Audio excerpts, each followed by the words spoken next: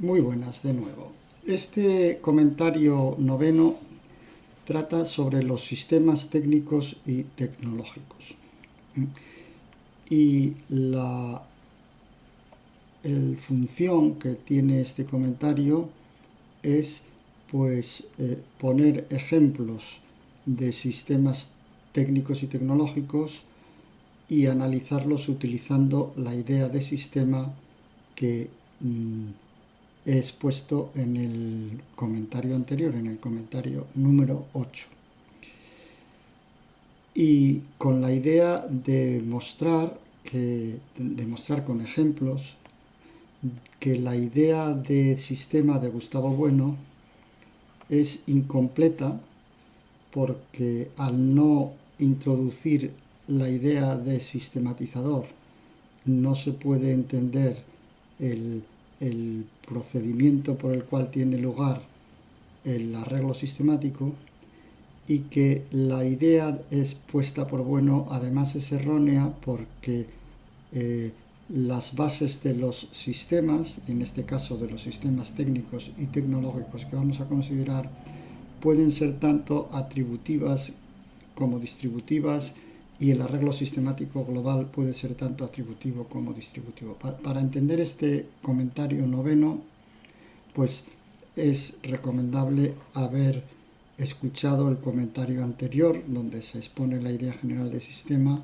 ya digo porque aquí se trata de aplicar esa idea concretamente a sistemas técnicos y tecnológicos. Bien, esa idea, como ya quedó expuesto, implica que un sistema es una totalidad, ya sea configuracional, ya sea procesual, en el que siempre hay dos niveles mereológicos: el primer nivel, que son las bases del sistema, y el segundo, que son las partes de esas bases.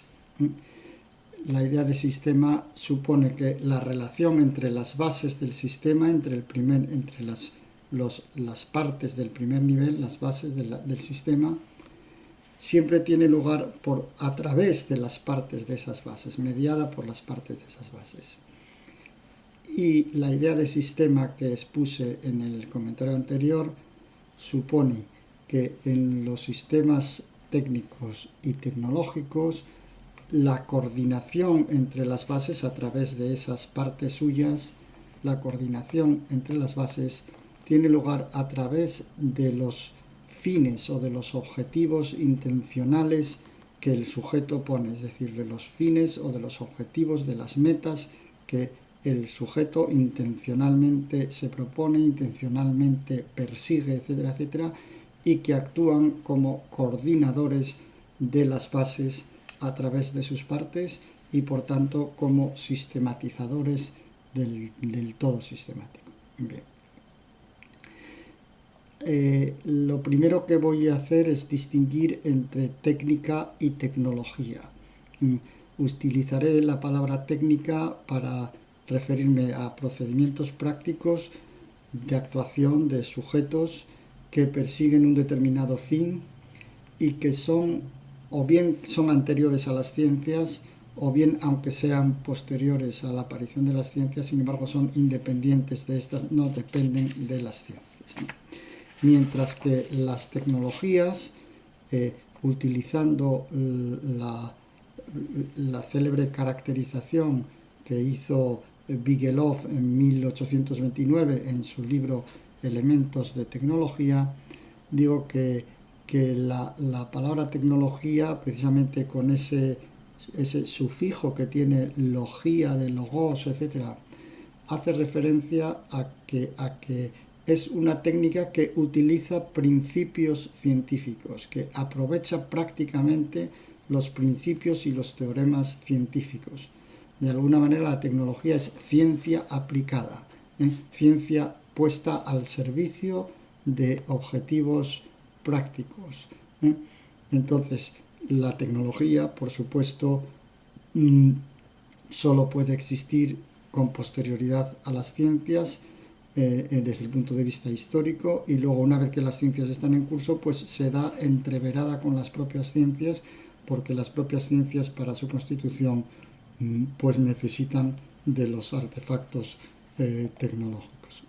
Bien, Entonces, en las técnicas y en las tecnologías, los objetivos prácticos nunca pueden perderse de vista y, como voy a decir y voy a intentar mostrar, son los sistematizadores los que coordinan las partes del sistema, las bases del sistema a través de sus subpartes. Y la otra distinción que voy a utilizar en este comentario es la distinción entre praxis y poiesis. Esta es una distinción que viene del griego y del latín. La poiesis, que se traduce en el latín por el facere, por el verbo facere, es construir, hacer cosas, hacer productos, artefactos, productos, como por ejemplo el artesano que hace un barco o que hace un vaso campaniforme. Y la praxis, traducida en el latín por el agere, es las actuaciones que también tienen fines prácticos, pero que no dan lugar a productos, como por ejemplo puede ser la praxis de un abogado, la praxis de un militar para ganar la guerra, la praxis de un sacerdote o la praxis de un médico para sanar a un enfermo, etcétera, etcétera, ¿no? Bien, entonces, estos dos aspectos, poiesis y praxis, en el español quedan todos subsumidos bajo un mismo verbo, que es el verbo hacer, porque hacer en español significa tanto hacer cosas, productos, como hacer, pues que se va a hacer la guerra o hacer la propaganda o la persuasión o lo que fuera, ¿no? Por ejemplo, la técnica del vaso campaniforme es una poiesis, mientras que la técnica de hablar un idioma humano de palabras es una praxis. En el caso son poiesis y praxis técnicas. La bomba atómica es una poiesis tecnológica. Es construir un producto y que para construir ese producto hace falta la ciencia, porque se fundamenta en principios y en teoremas científicos. Y la medicina del presente, muchas de las prácticas médicas actuales que exigen muchos conocimientos científicos, serían una praxis tecnológica. Praxis porque no dan lugar a un producto, sino que lo que dan lugar es, pues en este caso, a la sanación del enfermo, y tecnológicas porque exigen de los conocimientos científicos. Entonces yo ahora voy a cruzar estas dos distinciones entre técnica y tecnología y entre poiesis y praxis. La poiesis a veces se traduce por lo facticio, lo factitivo, etcétera, etcétera, es una palabra un poco rara. Bien, entonces digo que voy a cruzar estas dos distinciones y entonces voy a poner ejemplos de sistemas técnicos poéticos y de sistemas técnicos prácticos, y luego de sistemas tecnológicos poéticos y de sistemas tecnológicos prácticos. Nos vamos a fijar en estas dos características, que es lo que conecta con el comentario a la filosofía de Gustavo Bueno, a saber que las bases del sistema y el sistema mismo pueden ser atributivos o distributivos indistintamente, y que siempre, siempre, siempre hace falta no perder de vista los objetivos intencionales, las metas que se persiguen, porque esos objetivos intencionales y esas metas son los que proporcionan el arreglo sistemático, son los sistematizadores, son los que hacen posible que el sistema quede dotado de coherencia y de unidad. Y estos son los objetivos de estos comentarios. Pues vamos allá. En primer lugar, vamos con los ejemplos de sistemas técnicos, es decir, de sistemas que son anteriores o independientes de las ciencias. Y vamos a poner un ejemplo, voy a poner un ejemplo de sistema técnico poético, que consiste, es decir, un sistema técnico anterior a las ciencias que construye un producto, que es factitivo, facticio, que hace un producto, ¿no? Que es el caso de las máquinas de vapor primitivas anteriores a la constitución de la termodinámica como ciencia. Las máquinas primitivas, la primera, la de Thomas Savery, que construyó en 1698, es una máquina utilizada para extraer agua de un pozo. Es una máquina que hace uso de un conocimiento práctico, concreto, que es que el vapor de agua cuando pasa a estado líquido, es decir, cuando se licúa, el vapor de agua cuando se licúa, si enfriamos un recipiente con vapor de agua y hacemos que ese vapor de agua pase a líquido, pues al enfriarse y al licuarse, pues tiene lugar una disminución importante, drástica de volumen que se puede utilizar para realizar un trabajo. Entonces, esta máquina de Savery, la máquina de vapor más primitiva, pues estaba compuesta de una caldera donde se produce el vapor, de un cilindro donde se enfría, una serie de tuberías, de válvulas que es necesario accionar para que funcione, ¿no? Esas son las bases, las partes del sistema, que a su vez tienen sus partes con entradas, con salidas, con conexiones, etc. Y entonces eso es todo lo que está coordinado para que se produzca el paso del vapor de agua al líquido y se produzca el trabajo mecánico. En la máquina de Thomas Newcomen de 1712 se añaden otras partes, pistones, contrapesos, balancines, más depósitos, porque aquí lo que se trata es de producir un movimiento de vaivén, que luego pueda ser convertido a través de una biela y un cigüeñal en un movimiento rotatorio. La máquina ulterior, la de Boulton y Watt, de 1763 y entre 1763 y 75 aproximadamente, añade un condensador separado que permite que la transferencia de calor se haga en un lugar distinto del cilindro, donde se transforma la energía mecánica, con lo cual el rendimiento de la máquina mejora. Y en el 1788 James Watt, el mismo de la máquina de Watt, instaló en la máquina el primer regulador centrífugo, que tenía como objetivo pues mantener constante la velocidad de la máquina. Es ese típico regulador que tiene dos bolas y que cuando la máquina se acelera, las bolas por la fuerza centrífuga se separan y entonces cierran una válvula, ¿no? Bien. Todo esto es muy anterior y esto se puede analizar en forma de partes y subpartes, pero vamos, lo que es importante aquí darse cuenta es que el sistema, la máquina, es un todo atributivo compuesto de bases que son a su vez todos atributivos compuestos de partes atributivas, lo cual ya violaría completamente los presupuestos dados por Gustavo Bueno para los sistemas.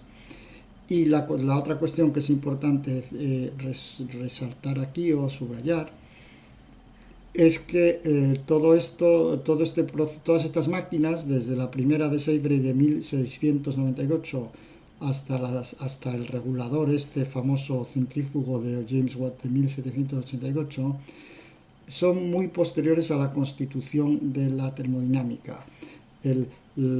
Las reflexiones sobre la potencia motriz del fuego de Sadi Carnot se publicaron en 1824. El equivalente mecánico del calor se descubrió en 1842. Prescott, fue Meyer el que lo descubrió, como sabido, y Prescott el que lo midió empíricamente en 1850. El principio de conservación de la energía es de Helmholtz, es de 1847. La escala absoluta de temperaturas de Thomson es de 1848. Y las formulaciones del segundo principio de termodinámica, las más primitivas, son de en torno a 1850. Quiere decir que todas estas máquinas, por tanto, son técnicas, no son tecnología, porque más bien es al contrario, son las máquinas las que contribuyeron a la conformación de la termodinámica más que al revés, aunque luego, por supuesto, las máquinas se beneficiarían de los desarrollos de la termodinámica. Vale, el segundo ejemplo que voy a comentar brevemente, todo esto es muy breve por supuesto y deben ustedes ser clementes conmigo, puesto que la brevedad exige cierto grado de imprecisión. Es el caso de una técnica que en vez de ser poética, es decir, factitiva, en vez de hacer un producto, lo que hace es una praxis, es una actividad, ¿no? Que son los lenguajes humanos de palabras. Los lenguajes humanos de palabras yo creo que son sistemas técnicos, por supuesto anteriores a la ciencia, porque son tan antiguos como el hombre mismo, y son de la praxis. Y forman parte de la cultura subjetual, pero también de la cultura intersubjetiva, pues porque evidentemente son lenguajes, implican una relación entre sujetos, etcétera, etcétera, etcétera. Y los lenguajes de palabras pues están compuestos por una serie de partes que son a su vez subsistemas, o sea que es un sistema con subsistemas. Cosa también que Bueno no contemplaba y que yo creo que es necesario admitir y contemplar. Es decir, que los sistemas pueden tener subsistemas, como vamos a ver en este ejemplo y en otros posteriores. Bien, entonces, ¿cuáles son las funciones, los objetivos, las metas del lenguaje humano de palabras? Bueno, pues aquí evidentemente yo no voy a descubrir nada nuevo, porque Carl Wheeler, en una famosa obra de 1934 titulada La teoría del lenguaje, consideró que los lenguajes tenían tres funciones: la función representativa o referencial, que es referirse a las cosas, representarlas; la función expresiva o emotiva, que es expresar el sujeto, expresar el estado de ánimo del sujeto, es decir, su estado caracteriológico; y la función apelativa o conativa, que es pedir, obligar, rogar, etcétera, etcétera, de unos sujetos a otros, ¿no? Bien. Entonces, en el caso de la función representativa es cuando estamos refiriéndonos a cosas externas. En el caso de la función expresiva es cuando estamos utilizando el lenguaje para dar cuenta de un estado emocional o de una actitud del hablante. Y cuando queremos influir en el oyente, entonces la función es la función apelativa. Esto posteriormente, Roman Jakobson, en una obra que se titula Ensayos de Lingüística General, en 1963, añadió otras funciones. Añadió la función metalingüística, la función poética y la función fática o relacional, ¿no? La función metalingüística es cuando el lenguaje se utiliza para referirse al lenguaje mismo. La función poética es la que se utilizaría en las artes sustantivas, como por ejemplo en la poesía, cuando se utiliza poniendo el acento en la estructura del mensaje mismo, etc. Y la función fática tiene como finalidad pues abrir, mantener, cerrar, comprobar el canal de comunicación, y está presente en muchos actos de habla. Bueno, hay más autores que han añadido más funciones, etcétera. Yo no voy a seguir por aquí, pero vamos, este es un asunto, por supuesto, que está discutido por los filósofos del lenguaje y los lingüistas, y que es muy abundante. Por ejemplo, la teoría de las dimensiones de Morris luego fue completada por Austin y por Searle, en Austin, el famoso libro ese de 1962, Cómo hacer cosas con palabras, y Searle en el libro del 69 de los actos de habla, que distinguen el nivel locutivo, el ilocutivo y el perlocutivo. El locutivo es el acto de emitir los sonidos, es el acto, y ahí se distingue el acto fónico de emitir los sonidos, el acto fático, que son las palabras en la secuencia gramatical, y el acto rético, etcétera. Bien, y luego el nivel ilocutivo se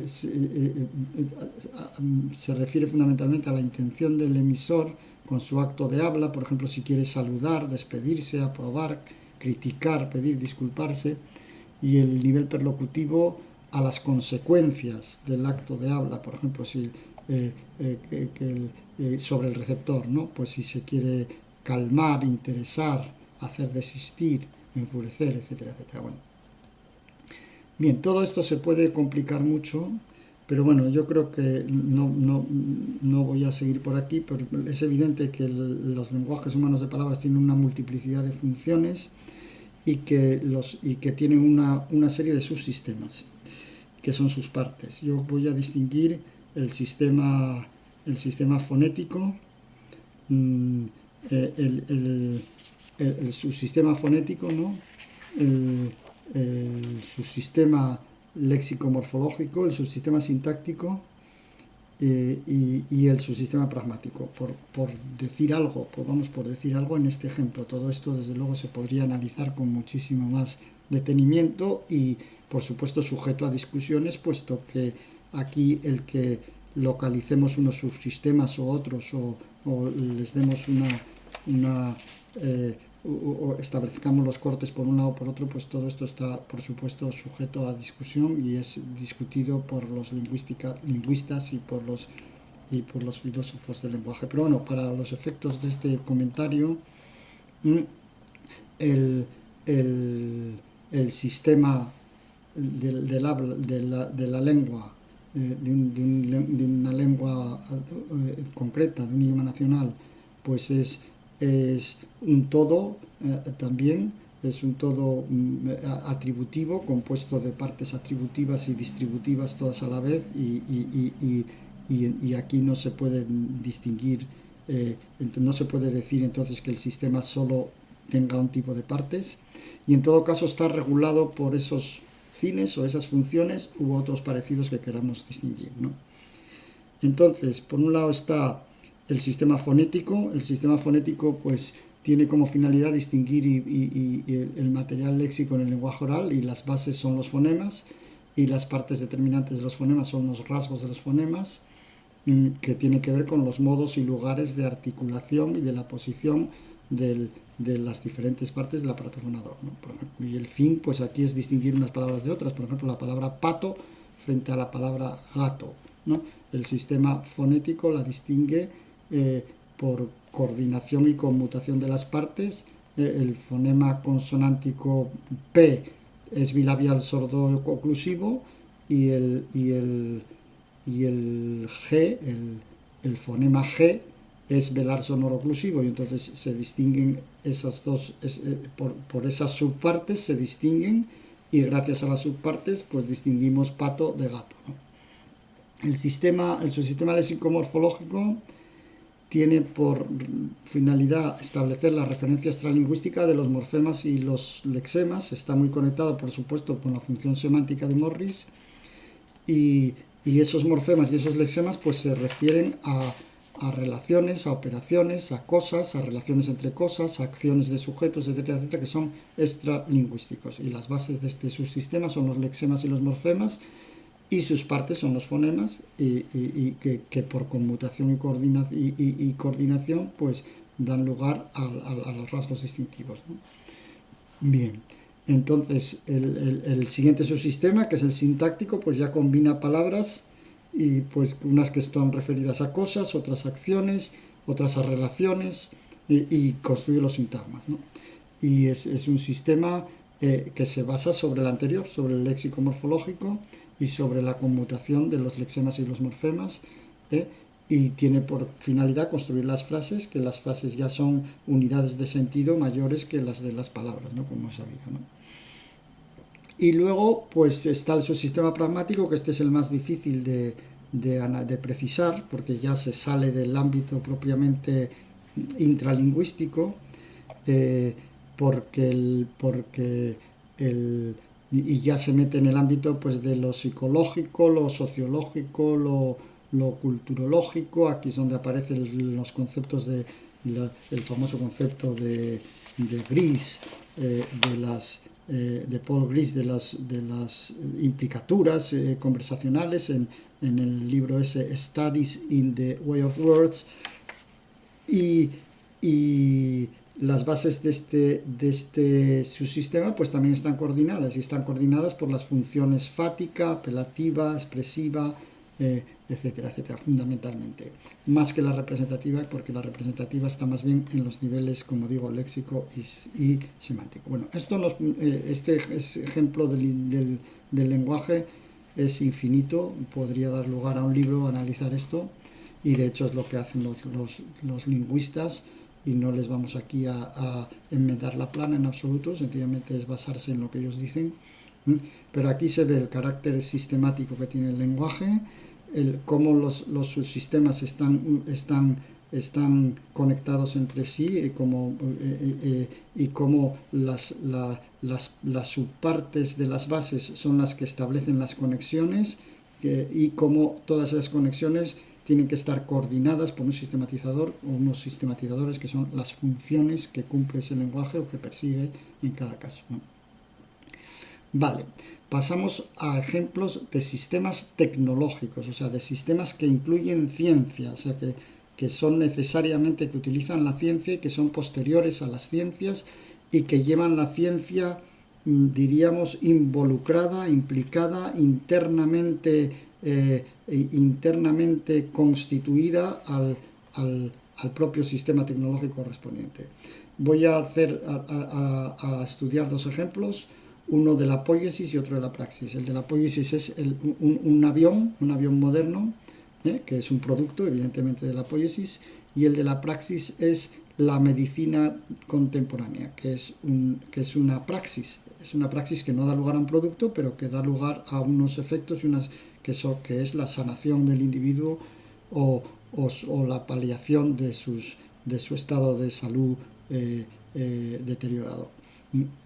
Bien, entonces empezamos con el avión. El avión es un sistema tecnológico, exige mucha ciencia, exige termodinámica para los motores, exige fluidodinámica para las alas, las superficies de sustentación, etcétera, etcétera, exige resistencia de materiales, exige muchísimo, por supuesto exige matemáticas, geometría, etcétera.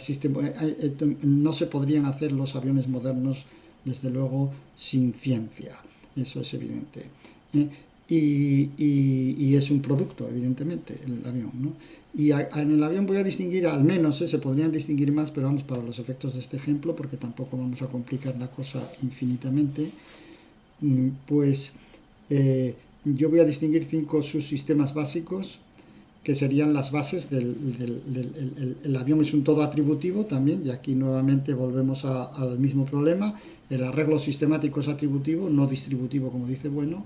Las bases son atributivas también, y las bases, que son subsistemas, sería un subsistema que transporta la carga, que está formado principalmente por el fuselaje, un subsistema que proporciona la sustentación, que son las alas, un subsistema que proporciona empuje, porque el avión para volar tiene que moverse, que es el de los motores, un subsistema de control, porque hay que controlar la trayectoria del avión en vuelo, que incluye fundamentalmente los empenajes de cola con sus timones, y luego los alerones en las alas y todos las superficies de control, y luego un subsistema de transición desde la tierra al aire, que puede estar formado por el tren de aterrizaje, por flotadores, por esquíes, etcétera, etcétera.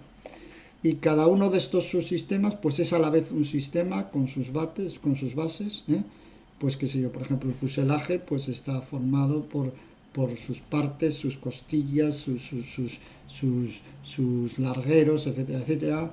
Las alas, pues también lo mismo, sus costillas, sus largueros, sus superficies de hipersustentación, sus slats, sus spoilers, sus aerofrenos, sus flaps, etcétera, etcétera. Pues en el caso de los motores, pues lo mismo, su sistema de propulsión tiene partes, ya sean hélices, ya sean fanes, ya sean turbinas, compresores, depósitos, bombas, conductos, etcétera, etcétera, que están también todos coordinados pues con el objetivo de proporcionar esa propulsión. Y así lo mismo con los sistemas de control y de transición. Se podrían distinguir más sus sistemas, pero con esto ya vale. Aquí lo que nos interesa es que se vea que el fin, el objetivo final del avión es transportar cargas por el aire de un lugar a otro, y que ese fin, para que sea posible, necesita de unas partes, que son a su vez subsistemas que tienen otras partes, y que todo está coordenado y engranado al nivel de las partes mínimas formales, porque tienen que estar todas perfectamente coordinadas para que cada una produzca su fin y que juntas produzcan el fin global, que es el de transportar las cargas por el aire. Bien. Y por último voy a hablar de la praxis médica tecnológica del presente. La práctica facultativa médica del presente es un conjunto heterogéneo de técnicas y de tecnologías que tienen como finalidad salvar a los individuos enfermos y ayudar a aquellos pacientes que no tienen sanación y que tienen enfermedades incurables, ¿no? Y entonces estos son los fines, estas son las funciones, los fines de esto, ¿no? Y en el presente, pues toda la medicina se practica, la medicina, vamos, de tradición europea, se practica a la vista de la biología científica y a la vista de la bioquímica, de la citología, de la histología, de la microbiología, de la anatomía comparada, de la biofísica, etcétera, etcétera, que siempre se tiene como referencia. Y la medicina moderna incluye multitud de medios diagnósticos que se basan en ciencias, electrocardiogramas, analíticas, electroencefalogramas, radiografías, tomografías, resonancias, etcétera, etcétera. Y también los tratamientos, pues muchísimas veces también implican conocimientos científicos de química y de bioquímica, en antivirales, antibióticos, fármacos, cateterismos, laparoscopias, trasplantes, etcétera, etcétera, ¿no? Entonces la ciencia está por todos lados, pero la práctica médica no es científica, es una tecnología y un conjunto de técnicas y tecnologías que buscan sanar al sujeto. Sanar al sujeto es el sistematizador, es el objetivo, es la meta, lo que se intenta. Y entonces, pues ya digo, son técnicas y tecnologías, técnicas porque hay casos en que los diagnósticos y las terapias son puramente empíricos, y aunque estén sometidos a estudios estadísticos, y entonces pues sencillamente si un fármaco funciona, aunque no se sepa cómo funciona o cuáles son sus bases científicas, pues se utiliza siempre que haya unas determinadas condiciones de seguridad, ¿no? Hay una importante cantidad de actos médicos que se regulan por reglas puramente empíricas técnicas. Si hubiera que poner un ejemplo de una praxis médica que es tecnológica en su totalidad, desde el principio hasta el fin, pues quizá el mejor ejemplo que se podría poner sería el diagnóstico y el tratamiento de una enfermedad infecciosa bacteriana de etiología descrita y conocida. Porque en este caso estamos tomando como referencia el equilibrio dinámico del organismo humano, considerado como un sistema de subsistemas. Entonces la introducción del patógeno, de la bacteria conocida infecciosa, pues rompe ese equilibrio, produce los síntomas morbosos de la enfermedad que alertan al paciente de la enfermedad, y el médico procede a un análisis que puede ser clínico y que puede ser incluso de localizar la bacteria concreta, un análisis bioquímico o un análisis radiológico, microbiológico, según los casos, y una vez localizado el agente patógeno, pues se actúa con un antibiótico cuyo funcionamiento científico también se conoce, y que impide, pues ya sea la dificultad impide o dificulta pues la proliferación del patógeno o interfiere en su metabolismo, etcétera. Lo que se trata es de lograr que desaparezca, y cuando el patógeno desaparece, pues entonces la enfermedad remite y se restablecen los equilibrios de los subsistemas. Este es el caso más claro de un proceso de diagnóstico y de terapia que es todo él científico, porque está todo él basado en conocimientos científicos. Y en ese sentido sí sería íntegramente tecnológico. Bueno, pues para terminar este comentario, lo que quiero es sencillamente repetir lo que dije al principio. En estos ejemplos vemos cómo las bases de los sistemas pueden ser atributivas y distributivas, y los sistemas pueden ser ellos mismos atributivos y distributivos, y los sistemas pueden constar de sus sistemas, y además muchas veces hace falta que consten de sus sistemas. Todo esto va en contra de la teoría de Bueno. Y luego la otra cuestión que que también supone un cambio con respecto a la propuesta de Bueno, es que para entender todos estos sistemas hace falta hablar de los fines prácticos, porque los fines, los objetivos, las metas son los sistematizadores. Si no hay sistematizadores, si no hay fines, entonces no se puede entender el arreglo sistemático y no se puede entender cómo se coordinan las partes del sistema y por qué esa coordinación es tan interna y por qué el sistema tiene una unidad específica sui generis en el caso de los sistemas técnicos y tecnológicos, que son los que he considerado en este comentario. Pues nada, esto es todo. Muchas gracias por su atención.